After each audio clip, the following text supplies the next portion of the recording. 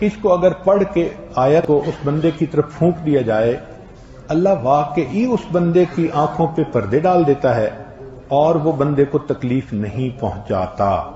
ہم نے اپنی زندگی میں ہزاروں مرتبہ اس آیت کو پڑھ کے آنکھوں سے اس کا فائدہ دیکھا ہے۔ بندے کا ڈر اگر ہو تو ہمارے حضرت رحمۃ اللہ فرماتے تھے کہ قرآن مجید کی آیت ہے سورہ یاسین میں، وَجَعَلْنَا مِن بَيْنِ أَيْدِيهِمْ سَدًّا وَمِنْ خَلْفِهِمْ سَدًّا فَأَغْشَيْنَاهُمْ فَهُمْ لَا يُبْصِرُونَ۔ اس کو اگر پڑھ کے آیت کو اس بندے کی طرف پھونک دیا جائے، اللہ واقعی اس بندے کی آنکھوں پہ پردے ڈال دیتا ہے اور وہ بندے کو تکلیف نہیں پہنچاتا۔ ہم نے اپنی زندگی میں ہزاروں مرتبہ اس آیت کو پڑھ کے آنکھوں سے اس کا فائدہ دیکھا ہے۔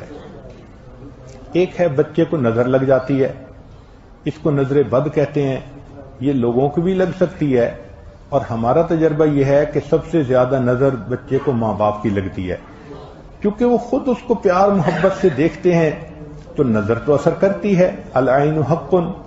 تو اب اس کے لیے کسی کے پاس جانے کی ضرورت نہیں۔ قرآن مجید کی ایک آیت ہے، ان اللہ سیبطلہ ان اللہ لا یصلح عمل المفسدین۔ اس آیت کو 3 مرتبہ پڑھ کے ماں خود بچے کو دم کر دے، روزانہ نظر کا اتارا ہو جائے گا اور بچہ دیکھیں بڑا کام ڈاؤن ہو جائے گا۔ اکثر بیبیز ویسے ہی پیارے لگتے ہیں اور اگر خوبصورت ہوں تو پھر تو اور ہی کچھ بات ہوتی ہے۔ تو بچے کو رات سوتے ہوئے یا صبح اٹھ کر اگر یہ آیت پڑھ کے 2 دفعہ 3 دفعہ دم کر دیا جائے تو بچے کے اوپر سے بری نظر کا اثر ختم ہو جاتا ہے۔ ایک ہے کہ پڑھنے والے بچے اسکول میں اچھا پرفارم کریں، اچھے نمبر لیں، گریڈ اچھے لیں، ان کو جو چیزیں یاد کریں وہ یاد ہو جائیں۔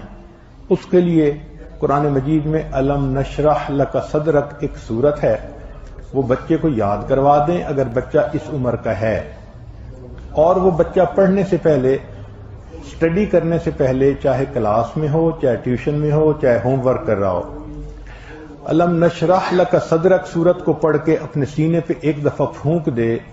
ہم نے دیکھا ہے کہ بچے کی یادداشت میں بہت امیزنگ فرق آ جاتا ہے۔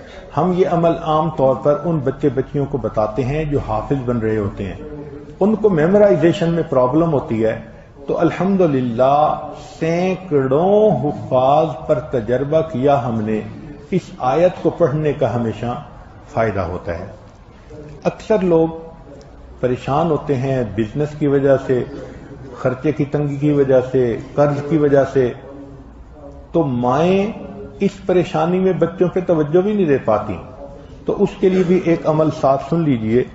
ہمارے حضرت مرشد عالم رحمۃ اللہ علیہ فرماتے تھے کہ جب بھی نماز پڑھیں، ہر نماز کے بعد اول آخر ایک دفعہ درود شریف اور درمیان میں 7 مرتبہ سورۃ لإیلاف قریش، پوری سورت 7 دفعہ پڑھیں، چھوٹی سی سورت ہے، اور پھر دعا مانگیں۔